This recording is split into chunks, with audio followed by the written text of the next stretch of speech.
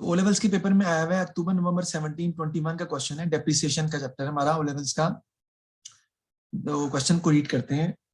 The question, the following information relates to the machine of cross web packing. 1 जनवरी 2014 को हमने purchase किया machine A for 12,000।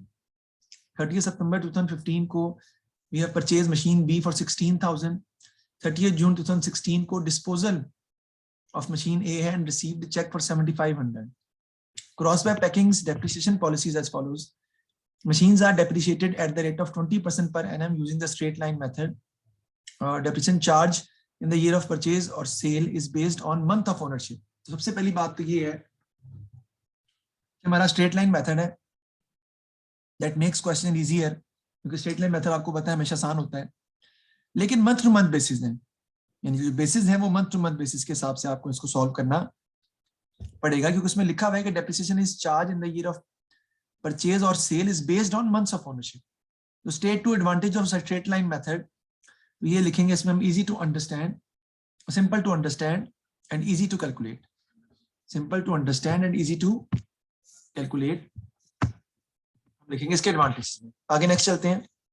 Complete the table to show the depreciation charged in each of the 2 years ended 31st December 2015 and 31st December 2016। ये हम बना लेते हैं chart जो है मशीन ए का।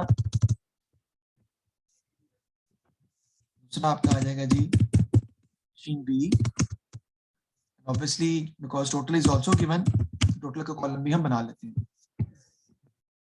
31 दिसंबर 2015 और 16, again we have to calculate for both the years, for 2015 also and for 2016 also we have to calculate the depreciation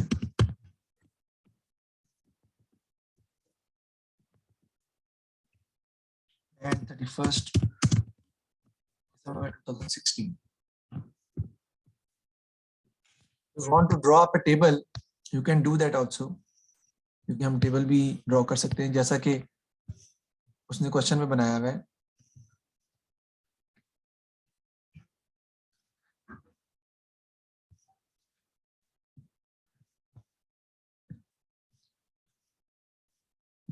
right, let's see कि हमें किस तरह का डाटा दिया हुआ और कैसे हम क्वेश्चन को सॉल्व करते हैं।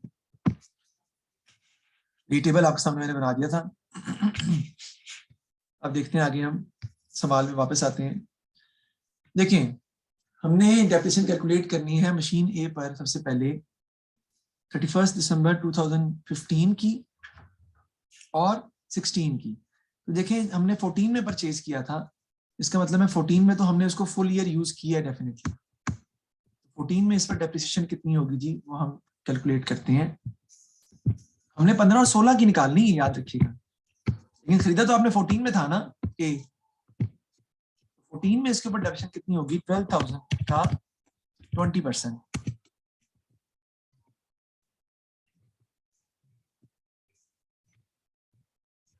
12,000 का 20% हम निकाल लेंगे, ये आपका आ जाएगा जी 2400। ये बात हो रही है किसकी, 2014 की। स्ट्रेट लाइन मेथड है और हमने जनवरी 2014 से लेके 31 दिसंबर 2014 तक हमने इस एसेट को फुल ईयर यूज किया है। तो 12,000 पे डेप्रिसिएशन होगी 20% फुल ईयर की, कैलकुलेट हमने कर ली। उसके बाद 15 में आपने इस एसेट को यूज किया है कब, 1/1/2015 से लेके सही 1/1/2015 से लेके आपने इसको यूज किया है 39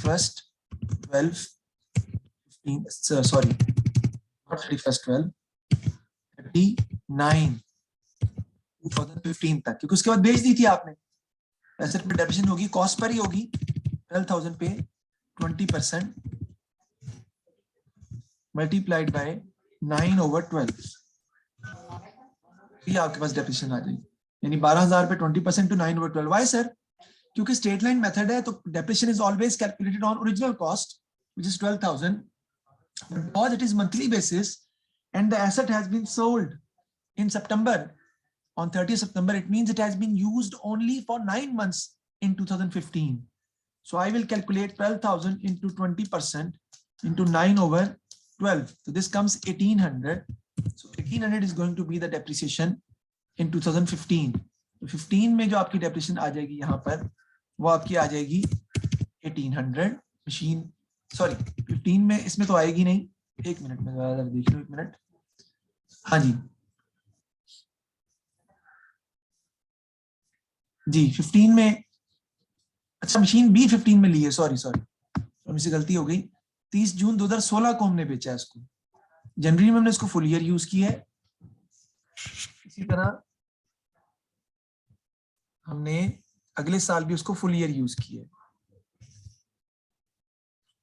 मशीन ए की बात हो रही है ना, 14 में भी फुल ईयर यूज किया है, 15 में भी फुल ईयर यूज किया है, 2015 में भी हमने इस मशीन को फुल ईयर यूज किया है, तो इस पर डेप्रिसिएशन हम लेंगे 12,000 पे 20%, और ये भी आपकी आ जाएगी कितनी, 4400। अब 2016 में आपने इसको यूज किया सिर्फ 30 जून तक, 16 तक यूज किया, तो वहां पर आप इस पे निकालेंगे 12,000, क्योंकि स्ट्रेट लाइन मेथड है तो निकालनी तो ओरिजिनल कॉस्ट पे ही है, 20% इंटू 6/12, आप 6 मंथ्स की डेप्रिसिएशन कैलकुलेट करेंगे इसके ऊपर, जो कि आपकी आ जाएगी 1200। तो यहाँ पर मशीन ए 31 दिसंबर 2015 में डेप्रिसिएशन आपकी आ जाएगी 2400, और मशीन ए में 31 दिसंबर 2016 में डेप्रिसिएशन आपकी आ जाएगी 1200। आपने 30 जून 2016 तक यूज करने के बाद, हाफ ईयर यूज करने के बाद सेल कर दिया था। इसका मतलब है कि 2016 में this asset was not with you for the whole year, it is with you only for the first 6 months, that is from January till June, January February March April May June, it becomes 6 months. उस पे मैंने depreciation calculate करके आपको दिखा दी है। अब machine B की देखते हैं। मशीन बी 14 में तो डेप्रिसिएशन हुई नहीं, 30 सितंबर 2015 में हमने मशीन बी परचेज की थी। कब? 30 सितंबर 2015 को 16,000 की। देखें, इसका मतलब है आपने इसको सबसे पहले यूज किया है 39 2015 से लेके 31 12 2015 तक। ये कितने महीने बनते हैं? अक्टूबर नवंबर दिसंबर। 16,000 पे अब चार्ज करेंगे 20% मल्टीप्लाइड बाय 3/12, क्योंकि स्ट्रेट लाइन मेथड है लेकिन मंथ टू मंथ बेसिस है, क्योंकि सितंबर से पहले ही आपके पास था ही नहीं। इसका मतलब है आपने इसको यूज ही सिर्फ किया है कितने महीने? 3 मंथ्स इन 2015 एंड 2016 में क्यों ये बेचा थोड़ी आपने, इसको आपने फुल ईयर यूज किया है। तो 2016 में हम इस पर फुल ईयर की डेप्रिसिएशन कैलकुलेट करेंगे, 16,000 का 20% जो कि आपकी आ जाएगी 3200। इसका टोटल कर लेंगे तो टोटल करने की जरूरत नहीं है। मशीन बी पर डेप्रिसिएशन आपकी आ जाएगी, पहले साल में आनी ही नहीं है, सॉरी पहले 15 में आपकी आनी है 3 मंथ्स की, जो कि आपकी आ जाएगी कितनी? 800, और सेकंड ईयर में आपकी आनी है 3200 की। टोटल कर लें डेप्रिसिएशन इसका, तो ये आपके पास आ जाएगी टोटल 3200, और ये आपके पास आ जाएगी 4400 की डेप्रिसिएशन टोटल जो आपका आ जाए। और दोनों की मिला के भी आप लिख सकते हैं, लेकिन जरूरत नहीं, उसने क्वेश्चन में मांगा नहीं हुआ जी। तो ये हमने डेप्रिसिएशन निकाल ली, इसको मैं दोबारा रिपीट करता हूं आपके सामने। मशीन ए को आपने 1 जनवरी 2014 में परचेज किया था, उस पर आपने डेप्रिसिएशन निकाली 2014 में फुल ईयर की 2400। 15 में भी आपने इसको फुल ईयर यूज किया, उस पर भी आपने डेप्रिसिएशन निकाली फुल ईयर की, जो कि आ गई 2400। और फिर 30 जून तक आपने यूज किया इसको, यानी कि 6 मंथ्स की डेप्रिसिएशन ली आपने 12,000 पे 20% इंटू 6/12, वो आपकी आ जाएगी 1200। अब 30 सितंबर 2015 से लेके 31 12 नेक्स्ट एसेट की बात करते हैं हम। उसको आपने मशीन बी जो है उसको आपने परचेज ही 30 सितंबर को किया था। इसका मतलब है कि you have started using this asset after 30 September, that becomes October November and December. Because it is monthly basis, you need to calculate depreciation only for 3 months. तो 16,000 इज द कॉस्ट, 20% इंटू 3/12 वो 800 आ जाएगी, और 16 में आपने इसको फिर full year use किया है, और कॉस्ट पे ले लेंगे आप 20% 3200, और ये मैंने इसको यहाँ पे लिख दिया टेबल में 2400 और 1200 और 800 और 3200 और ऐड करके टोटल डेप्रिसिएशन जो आ जाएगी 15 में वो 3200 आती है और 16 में 4400 आती है ऑन बोथ द एसेट्स।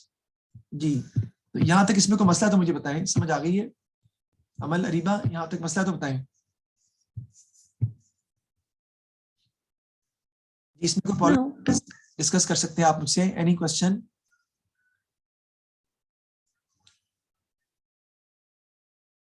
जी, अमल समझ आ गई आपको?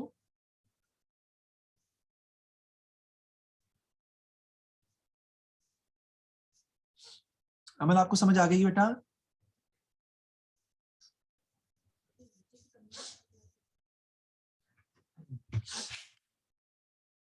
जी अरीबा आपको समझ आ गई है? अमल पता नहीं कहाँ गायब है।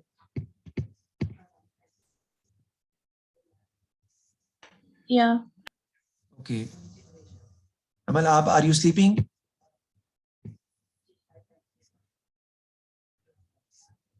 ओके, नेक्स्ट देखते हैं। नेक्स्ट में वो कह रहा है कि prepare the provision for depreciation account for the year ended 31 December 2015, start with the total depreciation on 1 January 2015, balance the account at the end of each year and bring down the balance on 1 January. और disposal account भी बनाने को उसने हमें कहा है।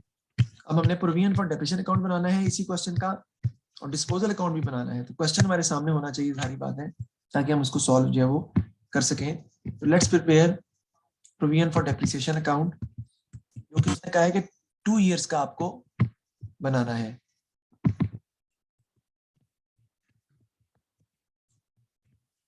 देते हैं provision for depreciation account 2 years का।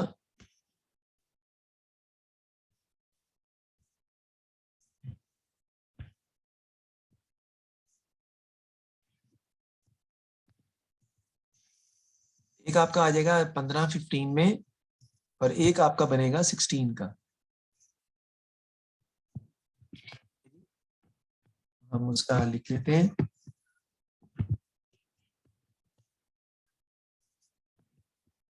एक जी, सबसे पहले 2015 की बात करते हैं हम,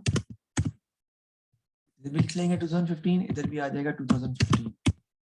पता है कि फिर से पहले आपको प्रोविजन फॉर अकाउंट में लिखना पड़ेगा बैलेंस ब्रॉट डाउन, जो कि है 1/1/2015 को। आपके पास पहले से बैलेंस कितना पड़ा हुआ है डेप्रिसिएशन का। टेबल पे आ जाए वापस, ये देखें हमारे पास हमने वो एसेट जनवरी 14 में परचेज किया था पहले वाला, इसका मतलब है उस पर डेप्रिसिएशन 2400 की 14 में हो चुकी थी। उस डेप्रिसिएशन को आपने साथ लेके चलना है। That is the most important point, जो कि बच्चे सवाल में गलत करते हैं, इसको दोबारा गौर से जरा समझ लें। उसने हमें 15 और 16 का अकाउंट बनाने को कहा है, but in order to prepare the account for 2015 and 16 you should carry the balance of depreciation from 2014। और 2014 में मेरे पास सिर्फ एक ही एसेट था 12,000 वाला, जिस पर 20% डेप्रिसिएशन मैं चार्ज कर चुका था 14 में, जो आती है 2400। तो ये ब्रॉड डाउन में 2400 आएगा, जो ये शो करेगा कि इस एसेट पर अब तक डेप्रिसिएशन इतनी चार्ज हो चुकी है। कैसे? क्योंकि ये जनवरी 2014 से लेके 31 दिसंबर 2014 तक आपने 12,000 पर 20% डेप्रिसिएशन चार्ज कर चुकी हैं। तो वो 2400 आपको बैलेंस ब्रॉड डाउन में लिखना पड़ेगा, और उसने कहा भी है, देखिए, start with the total depreciation on 1 January 2015। तो 1 जनवरी 2015 को टोटल डेप्रिसिएशन सिर्फ एक ही एसेट पर हुई थी, जो 14 में हुई थी आपकी 12,000 वाले एसेट पर 2400। तो उसको साथ लेकर मुझे रिकॉर्ड करना पड़ेगा। अब चलते हैं आगे। अब इस साल की डेप्रिसिएशन मैंने चार्ज करनी है, तो 31 दिसंबर 2015 में टोटल डेप्रिसिएशन जो दोनों एसेट्स पर हुई है वो है 3200। उसकी मैं एंट्री पास कर दूंगा 31/12 को। Income statement debit, provision for depreciation credit. Provision for depreciation account credit हो रहा है किसकी वजह से? इनकम स्टेटमेंट की वजह से। कितने से? 3200। That's it. मैं टोटल कर लूंगा जी।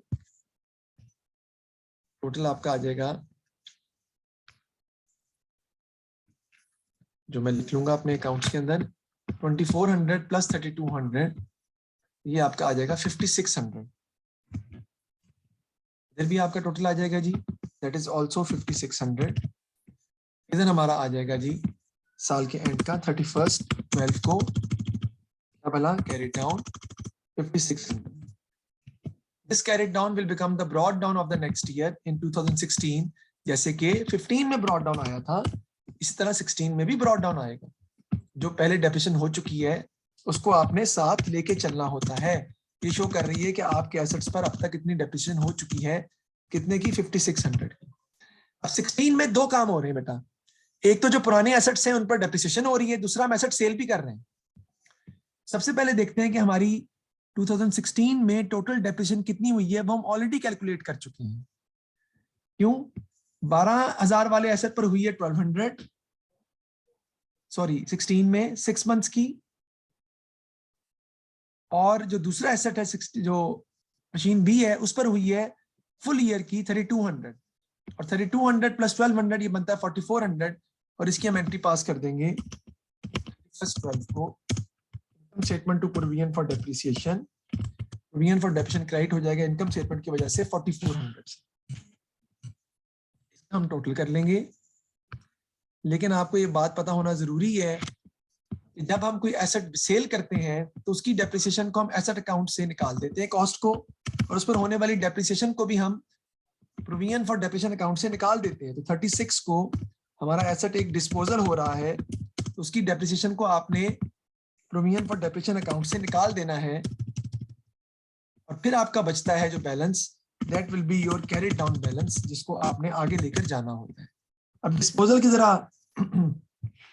जरा वर्किंग कर लेते हैं तो आपको समझ आ जाएगा डिस्पोजल का हम अकाउंट बनाते हैं. डिस्पोजल का अकाउंट हमारा कैसे बनेगा, सॉरी मैं नीचे से थोड़ा बनाता हूं. जो हमारा बनेगा जी machinery disposal account. Machinery disposal account में हमें पता है कि डेबिट साइड पर आपकी कॉस्ट आ जाती है, जो एसेट बेचा उसकी कॉस्ट लिखते हैं, यानी कि मशीनरी की कॉस्ट आ जाती है. जो भी मशीनरी आपने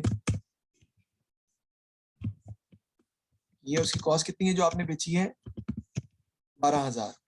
उस पर अब तक प्रोविजन फॉर डेप्रिसिएशन जो है वो क्रेडिट साइड पे आ जाएगी आपकी, जो अब तक डेप्रिसिएशन उस पर हुई है उस एसेट पर, और वो कितनी हुई है 3600.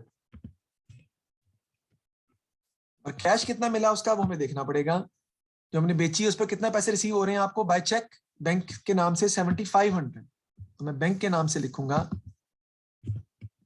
7500. अगर आप गौर करें तो आपकी डेबिट साइड जो है वो बड़ी है.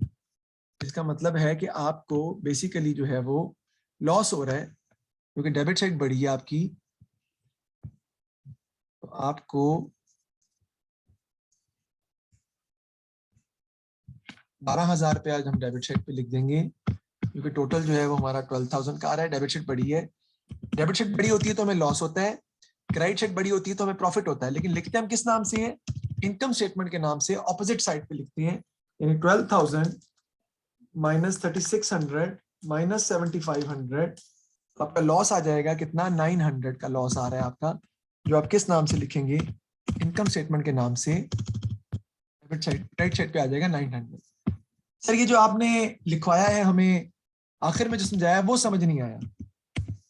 ये देखिए बेटा, जो मशीन ए है उस पर अब तक टोटल डेप्रिसिएशन कितनी हुई है from the date of purchase till the date of sale, वो हम निकाल देते हैं 3600. सर अभी भी समझ नहीं आई. चलें जी एंट्री पास करते हैं. पहली entry machinery disposal account to machinery account, याद आया. ये एंट्री पास करते हैं with the cost of the asset sold.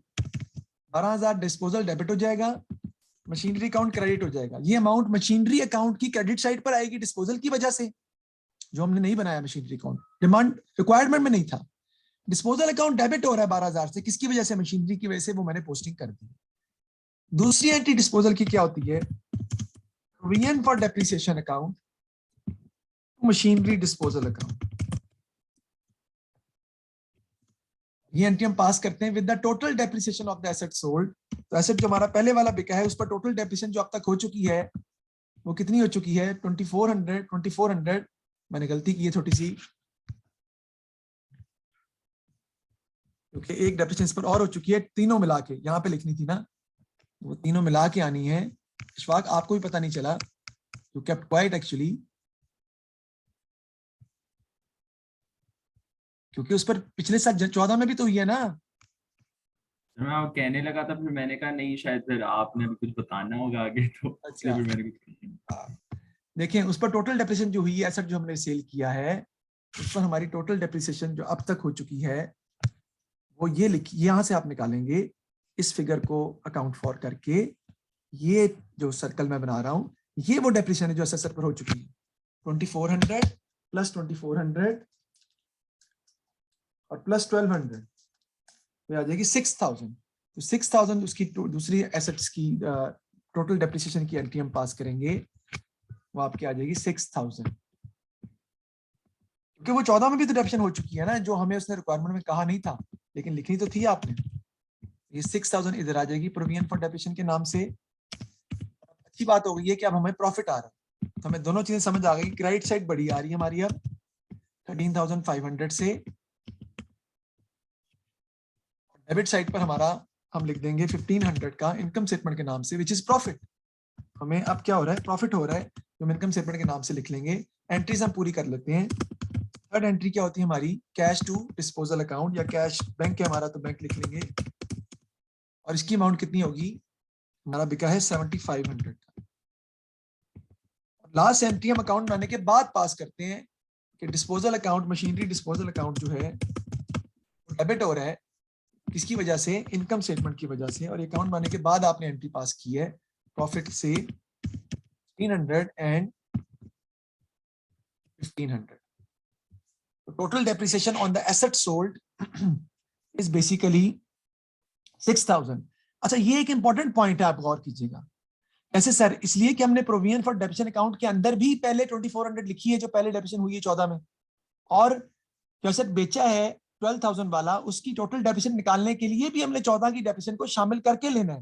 Because हम डेप्रिसिएशन अरीबा कौन सी लेते हैं, from the date of purchase till the date of sale. whatever asset is going to be sold out, we need to calculate depreciation on that asset from the date of purchase till the date of sale, that is 6000। और वो हम निकाल देते हैं provision for depreciation account debit हो रहा है, ये देखें कितने से, 6000 से। किसकी वजह से, डिस्पोजल की वजह से। अमाउंट इधर आ जाएगी, इसका हम टोटल कर लेंगे, ये आपका आ जाएगा जी 10,000। इधर भी आपका आ जाएगा 10,000, ये आपका आ जाएगा जी 4,000। कैरी इट डाउन, लीजिएगा मैंने कैलकुलेशन ठीक की है। 5,600 और 4,400 ज्यादा तो नहीं आ रहा। हाँ जी सर, करेक्ट है। सही है, ठीक है जी। तो ये मैंने क्वेश्चन कंप्लीट किया है आपका, इसमें मैंने डिस्पोजल की एंट्रीज भी कही है, जबकि उसने डिस्पोजल की एंट्रीज हमसे क्वेश्चन में रिक्वायरमेंट में नहीं थी। हमने डिस्पोजल की एंट्रीज हमने खुद सॉल्व करके की हैं, वरना वो रिक्वायर्ड नहीं थी हमें कि हम निकालते। तो देखिए इसमें कोई मसला है इशफाक, तो बताएं, समझ आ गई आपको? हाँ जी सर, आ गई है समझ। पॉइंट है अरीबा तो आप मुझसे दोबारा पूछ सकती हो, मैं एक्सप्लेन कर देता हूँ, because the whole question is in front of us, I can explain it easily again. जी, any question? No, no questions. जी अमल, आप इधर हैं कि अभी मौजूद नहीं है? समझ आ गई है या आप अभी भी गायब सर हो? एक्चुअली में इंटरनेट कनेक्शन थोड़ा लाइक ऑफ अच्छा एंड ऑन अच्छा, आ रहा था, तो आप मुझे ये लेक्चर दोबारा सेंड कर दीजिए। जी जरूर मैं सेंड कर दूंगा, no problem at all, I will definitely send to you. तो ये हमने जो है वो क्वेश्चन किया है, जो कि पास पेपर का क्वेश्चन है ओ लेवल्स का। और इसमें जो मेन पॉइंट बेसिकली था वो यही था कि हमने 14 की डेप्रिसिएशन को भी साथ लेके चलना है, प्रोविजन फॉर डेप्रिसिएशन अकाउंट बनाते वक्त भी, और डिस्पोजल की कैलकुलेशन में भी आपने 14, 15 और 16 तीनों की डेप्रिसिएशन को ऐड करके आपके पास आएगी total depreciation on the asset sold from the date of purchase till the date of sale. वो हमने तीनों को लेकर फिर सॉल्व किया है। ये क्वेश्चन हमने यहाँ पर हमने सॉल्व जो है वो अपना हमारा कंप्लीट हो गया है। अब मैं देखता हूँ कि अगला क्वेश्चन जो है हमारा, ये तो कैपिटल रेवेन्यू एक्सपेंडिचर क्या है, ये भी हम कर सकते हैं, इतना कोई टफ सीन नहीं है इसका। हम क्वेश्चन एक करते हैं सॉल्व और मजीद। और अब जो नेक्स्ट लेक्चर होगा वो हमारा लास्ट लेक्चर होगा डेप्रिसिएशन का, जिसमें हम डिमिनिशिंग बैलेंस मेथड के बारे में पढ़ेंगे। तो ये 15 क्वेश्चन है, मई जून 15 22, ये आपने घर में करना है, लिख लीजिएगा, मई जून 15 22, ये आपने घर में करना है। those who doesn't have my book with them, they can they can use past papers, they can use internet, they can take out this question. May June 15 22 का क्वेश्चन आपने घर में करना है. हम चलते हैं इससे आगे. ये क्वेश्चन मैंने ये आपने अक्टूबर नवंबर 14 का क्वेश्चन करना है. 22 का क्वेश्चन 14 है मेरी बुक का, ये भी करना है आपने घर में. अक्टूबर नवंबर 14 22 क्वेश्चन 14 घर में करना है. इजी है, बिल्कुल सिंपल है, कोई इसमें प्रॉब्लम मौजूद नहीं है.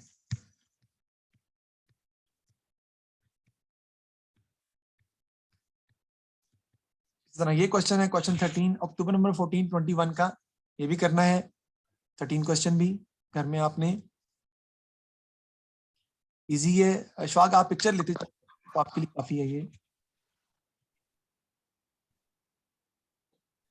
किसी की पिक्चर नहीं है ना, बाकी तो पता है, आप अकाउंट बना लें बस. और अब हम क्वेश्चन सॉल्व करते हैं. ये जो आपके सामने आया है. कहते हैं जी on 1 April 2011 Lion purchase 2 motor vehicles for business use on credit from Villa motors limited. The vehicle cost 12,000 each. 2 खरीदे हैं, एक 12,000 का है. Depreciation is charge on the motor vehicle at 20% per annum by the diminishing balance method.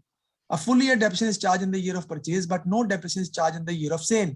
On 23rd January, one of the motor vehicle was sold for 6,500. Show the journal entry to record the purchase of the motor vehicle. Dates and narrations are not required.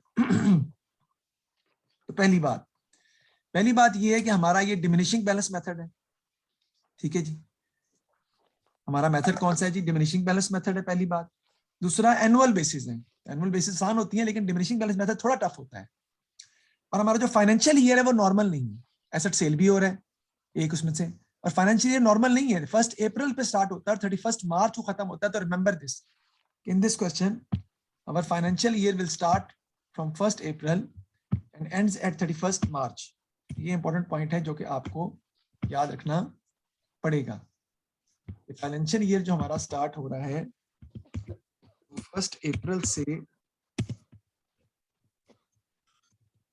Onwards 31 मार्च का है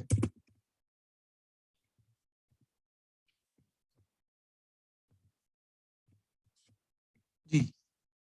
देखते हैं जी. सबसे पहले उसने कहा कि आपने एंट्री पास करनी है मोटर व्हीकल परचेज करने की. तो बहुत ही आसान है, मैं यहीं पे एंट्री पास करके दिखाता हूं आपको.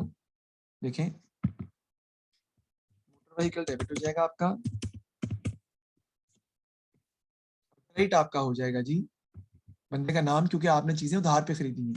बैंक नहीं आएगा क्योंकि आपने उधार पे परचेज की है, तो लायबिलिटी आपकी इंक्रीज कर रही है. विला मोटर्स जो है वो क्रेडिट होगा आपका, क्योंकि आपकी लायबिलिटी इंक्रीज कर जाएगी. Because you are yet to make the payment for the motors. Entry होगी आपकी motor vehicle to Villa motors. लिखना है तो आप इसको लिख लें ताकि फिर मैं आगे चलूं, because that is the entry which is basically required in the question. It's quite simple to understand.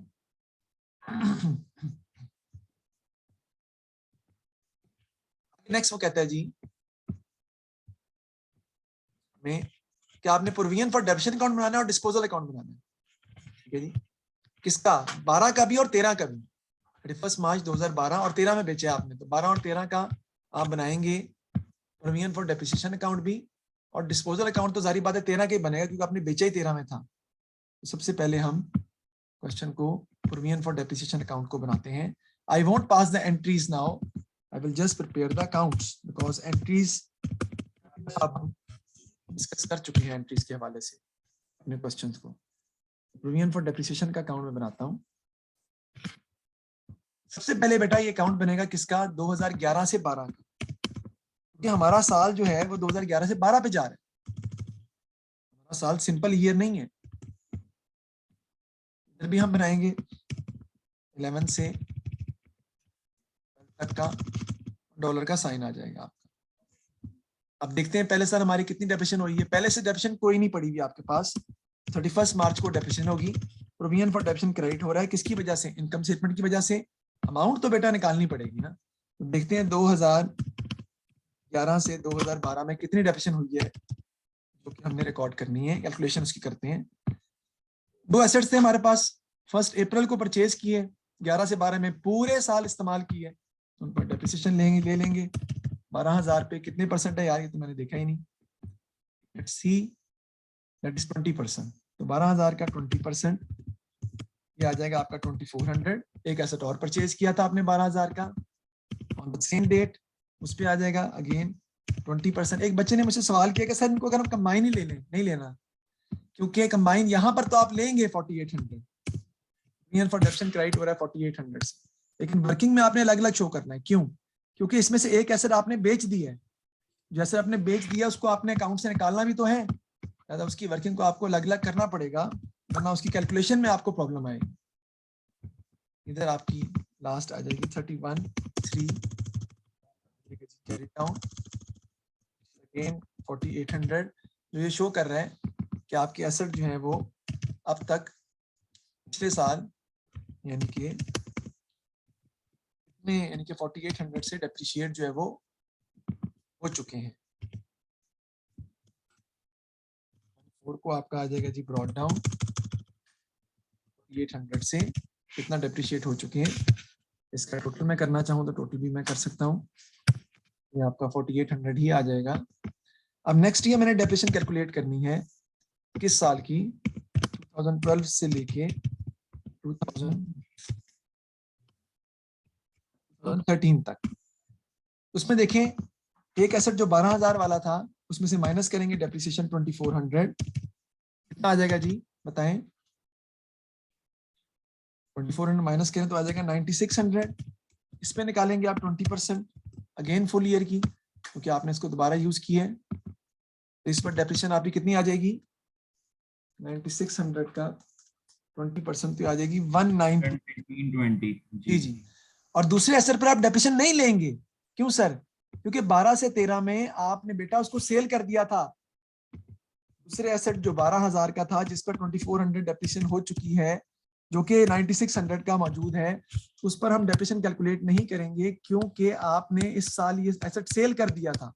और उसने क्वेश्चन में कहा है कि जिस साल आप एसेट सेल कर रहे हैं उस साल आपने डेप्रिसिएशन कैलकुलेट नहीं करनी। No depreciation is charged on the asset which is going to be sold in the year of sale, उस पर डेप्रिसिएशन नहीं लेंगे।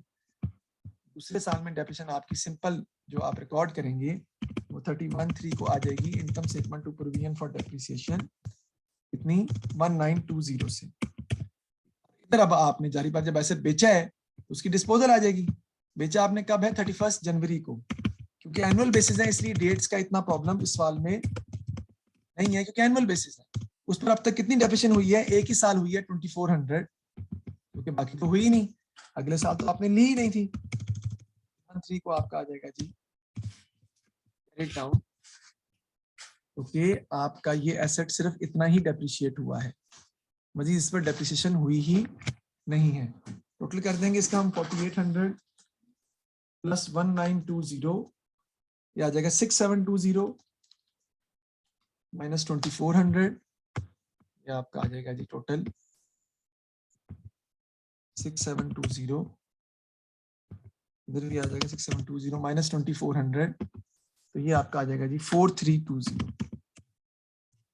जो कि आपकी डेप्रिसिएशन बन जाएगी नेक्स्ट ईयर की ब्रॉड डाउन। ठीक है जी, ये मैंने प्रोविजन फॉर डेप्रिसिएशन अकाउंट तो बना लिया है, लेकिन उसने क्वेश्चन में कहा है कि डिस्पोजल अकाउंट भी बनाना है आपने। डिस्पोजल अकाउंट बना लेते हैं, इस क्वेश्चन में कोई इतना मुश्किल नहीं है बनाना। रिड्यूसिंग बैलेंस मेथड था ना, इसलिए मुझे डेप्रिसिएशन जब मैंने कैलकुलेट की है 12 से 13 की, मुझे पिछले साल की डेप्रिसिएशन को माइनस करके कैलकुलेट करना पड़ा। डेबिट साइड पे आपकी आ जाती है मशीन ही है हमारा इस माल में, मोटर व्हीकल है, मोटर व्हीकल है। इधर आपका आ जाएगा जी मोटर व्हीकल, इधर क्या उसकी आ जाएगी? कॉस्ट आ जाएगी। कॉस्ट कितनी है उसकी जी? 12,000। इधर उस पर होने वाली डेप्रिसिएशन आ जाएगी from the rate of purchase till the rate of sale, वो एक ही साल की बनती है सिर्फ 2400। बेचा आपने कितने का है जी? 6500 का आपने सेल किया। ऐसे ही सवाल मैं ऑलरेडी आपको करवा चुका हूं वैसे अपनी बुक में से, क्वेश्चन नंबर 2 था मेरी बुक का। ठीक है जी, तो ये आपका आ जाएगा टोटल, इसका हम यहाँ कर देंगे। डेबिट साइड बड़ी आ रही है तो आपका लॉस आ रहा है, डेबिट साइड बड़ी है तो आपका लॉस आ रहा है सर। यहाँ पे आप लिख देंगे जी 12,000, इधर भी आपका आ जाएगा जी 12,000, ये माइनस कर देंगे आप। डेबिट साइड बड़ी है तो इनकम स्टेटमेंट के नाम से आपका लॉस आ जाएगा जी, कितना आ रहा है? सर 3100। हाँ जी 3100, बिल्कुल सेम ऐसे ही सवाल हमने पहले भी किया था।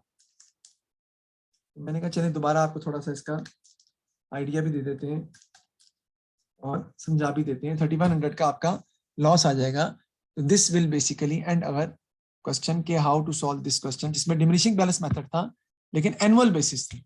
पहले उसने एंट्री पास करने को कहा था, वो हमने पास कर दी। देखिए 23 जनवरी को बेचा हमने, ठीक है जी, और 11 से 12 में यूज किया और 12 से 13 में बेच दिया था आपने। तो उसने 31 मार्च 2012 और 13 के अकाउंट बनाने को कहा था और फिर डिस्पोजल अकाउंट बनाने को कहा था। और state 2 other methods of depreciation, वो कौन से होंगे बेटा? स्ट्रेट लाइन मेथड और revaluation method. Straight line method और रिवैल्यूएशन मेथड। रिवैल्यूएशन मेथड के बारे में भी मैं आपको काफी हद तक समझा चुका था। मैंने बताया था कि वो स्मॉल एसेट्स पर निकालते हैं हम। रिवैल्यूएशन मेथड हम स्मॉल एसेट्स पर यूज करते हैं, ठीक है। और उसमें होता क्या है, हम सिंपल क्या लेते हैं, ओपनिंग एसेट्स, उसको बहुत सिंपली कैलकुलेट करते हैं हम, प्लस जो नया खरीदा है वो ऐड कर देते हैं, जो भी नया खरीदा है परचेज, माइनस कर देते हैं जो बेचा आपने उसको, उसकी अमाउंट को, और माइनस कर देते हैं क्लोजिंग एसेट जो क्वेश्चन में दिया हुआ है। तो आपके पास डेप्रिसिएशन आ जाती है, you will get the depreciation. यानी ओपनिंग क्लोजिंग में जो डिफरेंस आ रहा है वो डेप्रिसिएशन ही है। यानी ओपनिंग में आप परचेज जो किया, अगर नया खरीदा है कोई, तो वो ऐड हो जाएगा, क्लोजिंग उसमें से माइनस हो जाएगा, तो आपके पास जो आएगा वो डेप्रिसिएशन ही आ जाएगी आपकी। That is basically known as revaluation method and that is used on small assets like utensils, loose tools, उन पर हम ये मेथड जो है वो अप्लाई करते हैं। स्मॉल एसेट्स पर यूज करने के लिए इस्तेमाल किया जाता है। जी बताएं, इसमें यहाँ तक कोई मसला है तो मुझे बताएं। समझ आ गई अमल? कोई मसला है तो बताएं बेटा।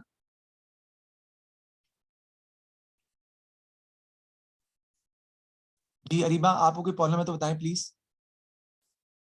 समझ आ गई है? No issues. Ariba, you reside, your father basically residence, you have a residence in Barrier Town also, so somebody can collect the book and is it possible that they can easily, you know, by post they can send it to your place? That would be more suitable. I can try. I'll speak to my dad and I'll let you know. I discuss with him regarding this. Okay, तो ये हमने question एक इसका किया है और मैंने आप क्वेश्चन घर में करने के लिए दिए। इसकी पिक्चर्स आप ले लो, चाहे मैंने बता दिए आप साइट से भी निकाल सकती हो, पास पेपर्स की साइट से। अक्टूबर नंबर 1421 उसमें डेफिनेशन का सवाल जो होगा वो आप कर लेंगी। अक्टूबर नंबर 1421 फिर मैंने दिया है जी आपको अक्टूबर नंबर 1421, अक्टूबर नंबर 1422, अक्टूबर नवंबर 1421 और 22। एक मैंने और दिया था जी मई जून 1522। ये मई जून 1522 का लेक्चर भी मैं आपको भेज दूंगा ताकि आप में प्रॉब्लम ना हो। तो thank you very much. Lecture मेरे ख्याल है अब ओपन हो रहे हैं आपसे शायद, क्योंकि मुझे कोई मेल वापस आपने नहीं की शेयर करने के लिए, मैंने भेजे थे लेक्चर दोबारा।